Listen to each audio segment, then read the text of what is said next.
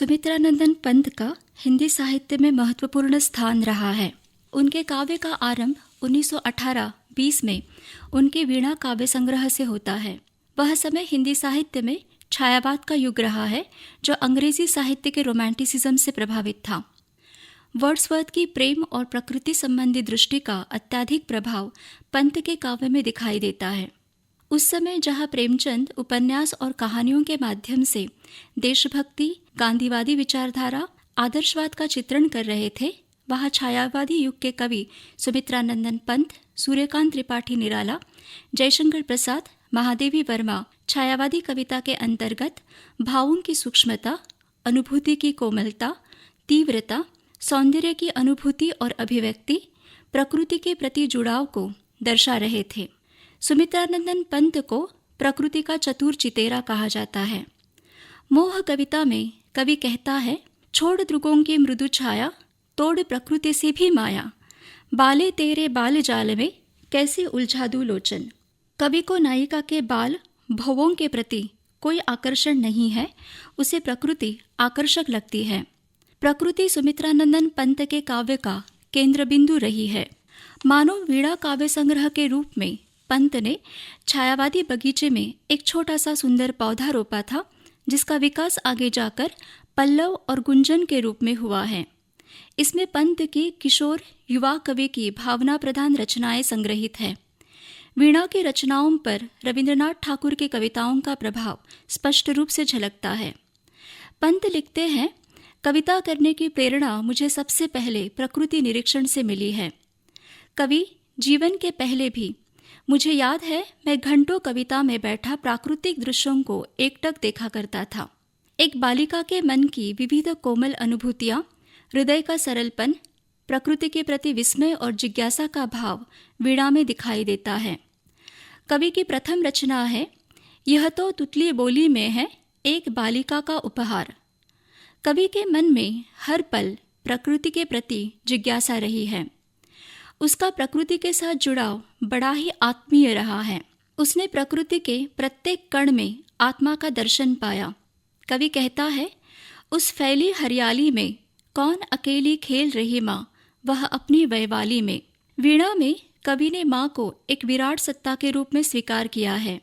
कवि का माँ के प्रति कोमल भाव देखिए, वह दिन कब आएगा जब मैं तेरी छवि देखूंगी, जिसका यह प्रतिबिंब पड़ा है जग के निर्मल दर्पण में।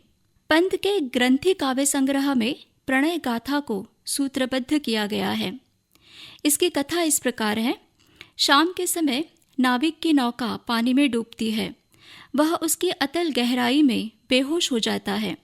जब सचेत होता है तो वह खुद को एक कोमल सुंदर बालिका के क्रोड़ में सिर रखे पाता है। यही नायिका का और नायक से प्रथम परिचय होता है। इस प्रकार प्रथम परिचय होने के बाद नायक नायिका का प्रणय संबंध बढ़ता जाता है। दोनों एक दूसरे के लिए व्याकुल रहते हैं, लेकिन समाज उनके प्रेम को स्वीकार नहीं करता और नायिका अपने प्रेमी से दूर हो जाती है। यह कथा दुखांत वातावरण में समाप्त हो जाती है। इसमें कथा भाग बहुत ही कम है, लेकिन कवि ने प्रकृति के विभिन्न पक्षों को जीवन के साथ जोड़कर उसका चित्रण किया है। वीणा का आशावादी कवि ग्रंथि में निराशावादी नजर आता है। प्रेम के विषय में कवि की धारणा है, यह अनोखी रीति है क्या प्रेम की, जो अपंगों से अधिक ही देखता दूर होकर और बढ़ता है, तथा वारी पीकर पूछता है घर सदा। 1926 में प्रकाशित पल्लव काव्य संग्रह युवा कवि मन की हृदय की अनुभूतियां और अनुराग से भरा पूरा काव्य है। पल्लव में कोरी भावुकता के स्थान पर सुमित्रानंदन पंत में परिपक्वता नजर आती है। यहाँ तक आते आते कवि को ज्ञात हुआ कि जीवन मात्र और मात्र कोमल संवेदना नहीं है। जीवन के कठोर आघात भी जीवन का एक अंश है। परिवर्तन कविता में प्रकृति का रूप यथार्थवादी है, भाववादी नहीं। जीवन की वास्तविकता का रूप उच्छ्वास, नक्षत्र, बादल आदि कविताओं में दिखाई देता है, लेकिन कवि छायावादी प्रवृत्ति से मुक्त नहीं हो पाता। पल्लव में भी छायावाद की प्रवृत्तियां नजर आती है। गुंजन काव्य संग्रह में आत्मचिंतन और आत्ममनन की गंभीर ध्वनि नजर आती है।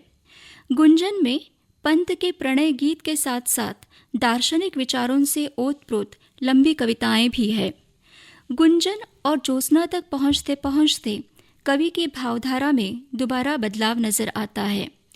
यह कल्पना की उड़ान नहीं है, भाव विभोर होकर मन की अतल गहराइयों में डूबना भी नहीं है। जीवन के सत्य को काव्य का सत्य मानते हुए कवि मानव कल्याण और विश्व कल्याण की राह पर चलता है। यह कवि की काव्य चेतना करुणा में बदल जाती है। मनुष्य के भीतर रही भौतिक सुख सुविधाओं की मृग तृष्णा और उससे उपजी निराशा को जानकर कवि बड़े ही दार्शनिक ढंग से जीवन मृत्यु की मीमांसा करते हुए अंतर्मुखी होकर आत्म परीक्षण और आत्मविश्लेषण करता है। एक तारा, नौका विहार आदि कविताओं में कवि सौंदर्य दृष्टा न होकर मानव दृष्टा हो गया है। यह कवि की विचारधारा का स्वाभाविक विकास है। 1936 तक आते आते युगांत रचना के द्वारा कवि यह घोषित करता है कि यह प्रगतिवाद की शुरुआत है।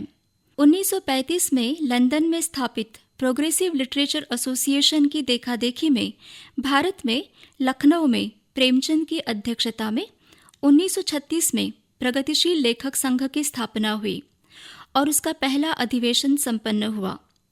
कल्पना की हवाई वायवीय उड़ान भरने वाले छायावादी कवियों को भी लगा कि उन्हें भी अपने कदम जमीन पर रखने होंगे। प्रगतिवाद मार्क्सवादी विचारधारा से प्रभावित काव्य है, जिसमें उच्च वर्ग के अत्याचार और शोषण को दर्शाकर निम्न वर्ग शोषितों का पक्ष लेते हुए वर्गविहीन समाज क्लासलेस सोसाइटी पर जोर दिया गया है। पहल छायावाद के कवि सुमित्रानंदन पंत निराला ने कल्पना प्रवण भाव प्रवण दृष्टि को छोड़कर प्रगतिवादी दृष्टि को अपनाया। पंत के युगांत, युगवाणी, ग्राम्या आदि रचनाओं में समाज का वास्तविक चित्रण किया गया है। युगांत में पंत इस निर्णय पर पहुंच गए, द्रुत झरो जगत के जीर्ण पत्र, हे त्रस्त ध्वस्त हे शुष्क शीर्ण, हिमताप पीत मधुवात भीत, तुम वीत राग जड़ पुराचीन। जो कुछ जीर्ण शीर्ण है उसे गलना होगा, क्योंकि नए समाज का निर्माण करना है। कवि आशावादी है, मानवता का पक्षधर है, इसलिए कहता है कि हे कोकिला गा, सारे जड़ बंधनों को तोड़ देना, क्योंकि मानवीयता से भरी नई धरती को पल्लवित करना है। गा कोकिल बरसा पावक कण, नष्ट भ्रष्ट हो जीर्ण पुरातन, ध्वंस भ्रंश जग के जड़ बंधन, पावक पगधर आए नूतन, हो पल्लवित नवल मानवपन। स्वर्ण काव्य के द्वारा दोबारा पंत के काव्य को एक नया मोड़ मिला, जिसमें वे अध्यात्म के रास्ते पर चल पड़े। सुमित्रानंदन पंत की अरविंद दर्शन से प्रभावित रचनाओं में स्वर्ण किरण, स्वर्ण धूलि और उत्तरा प्रमुख है। पंत ने उत्तरा काव्य संग्रह की भूमिका में लिखा है, इसमें मेरे अस्पष्ट स्वप्न चिंतन को अत्यंत सुस्पष्ट, सुगठित एवं पूर्ण दर्शन के रूप में रख दिया गया है। मनुष्य का आत्मिक विकास, सदाचार, मानवीयता को महत्वपूर्ण मानते हुए सुमित्रानंदन पंत लिखते हैं, अल्प प्राण मन आत्मा केवल, ज्ञान भेद है सत्य के परम, इन सब में चिर व्याप्त है ईश्वरे, मुक्ति सजैदानंद सनातन। सभी जगह ईश्वर व्याप्त है, हम सुख सुविधाओं के पीछे व्यर्थ में भागते हैं। अपने भीतर की आत्मा को शुद्ध करने के बाद हमें वास्तविक आनंद की प्राप्ति हो सकती है। स्वर्ण किरण और स्वर्ण धूलि में पंत के प्रकृति विषयक दृष्टिकोण में बहुत बड़ा परिवर्तन दिखाई देता है। यह कवि जीवन की तरह प्रकृति को भी सहज सात्विक दृष्टि से देख रहा है। इसमें कहीं भी ऐन्द्रिक लालसा नहीं है। सुमित्रानंदन पंत की अंतिम दौर की कविताएं उनके काव्य संग्रह कला और बूढ़ा चांद में पाई जाती है। उनमें उनके 1956 तक की रचनाएं हैं। सभी रचनाएं विचार प्रधान और बौद्धिक है। इसमें भावात्मक स्तर पर समस्या का कोई समाधान नहीं है। भले ही हिंदी साहित्य से जुड़े समीक्षक और विचारक सुमित्रानंदन पंत के काव्य को छायावाद, प्रगतिवाद और आगे जाकर अरविंद दर्शन से प्रभावित काव्य के रूप में उसे खेमे में बांटकर देखते हो, लेकिन एक रचनाकार की दृष्टि से वह किसी कवि जीवन दृष्टिकोण का स्वाभाविक विकास और गतिशीलता है जो परिवर्तनशील है। एक और कवि मार्क्सवादी विचारधारा के कारण अपनी काल्पनिक भावुक दृष्टि को छोड़कर यथार्थवादी वास्तविक दृष्टि से ग्रामीण जीवन को देखते हुए ग्राम दृष्टि कविता में कहता है, देख रहा हूँ आज विश्व को मैं ग्रामीण नयन से, सोच रहा हूँ जटिल जगत पर, जीवन पर जनमन से। वही बापू कविता में महात्मा गांधी की प्रशंसा करते हुए सुमित्रानंदन पंत कहते हैं, मनुष्य को सत्य अहिंसा इष्ट रहेंगे निश्चय, मानव आत्मा को उबारने आए तुम अनिवार्य। क्योंकि वे जानते थे कि मार्क्सवाद साम्यवाद देश की स्थिति को बेहतर बनाने के लिए जरूरी है, लेकिन उससे ऊपर उठकर मनुष्यता श्रेष्ठ है। अंततः विकास की प्रक्रिया और प्रवृत्ति का चरम उद्देश्य तो मानवता में ही समाहित होता है।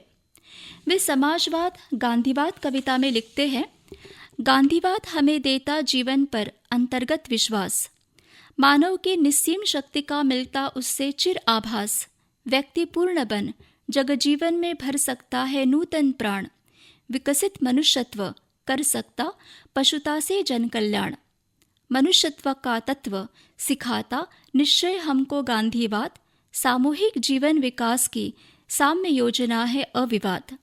जीवन और समाज के प्रति प्रतिबद्ध हर कवि की यही कामना रहती है कि समाज स्वर्गमयी बने। कवि कहता है, ऐसा स्वर्ग धरा में हो समुपस्थित, नवमानव संस्कृति किरणों से ज्योतित। कवि की कामना है कि यह संसार स्वर्गमयी हो। हिंदी साहित्य जगत से जुड़े लोग सुमित्रानंदन पंत को प्रकृति और प्रेम में डूबा भावुक कवि के रूप में न देखें। उनकी समाज के प्रति रही निष्ठा प्रतिबद्धता सराहनीय है। आज के बदले और बिगड़े हुए परिवेश में सुमित्रानंदन पंत की अभिलाषा सार्थक है। वे कहते हैं, जीवन के क्षणधूलि रह सके जहाँ सुरक्षित, रक्त मांस की इच्छाएं जन की हो पूरित, मनुज प्रेम से जहाँ रह सके मानव ईश्वर, और कौन सा स्वर्ग चाहिए तुझे धरा पर। वीणा से वाणी काव्य संग्रह तक सुमित्रानंदन पंत के काव्य का क्रमिक विकास देखे तो कह सकते हैं कि वियोगी होगा पहला कवि, आह से उपजा होगा गान कहने वाले सुमित्रानंदन पंत स्वर्णधूलि काव्य संग्रह तक पहुंचकर स्वप्न और सत्य के बीच सामंजस्य स्थापित कर सर्वेत्र सुखिनः सन्तु की कामना करते हैं।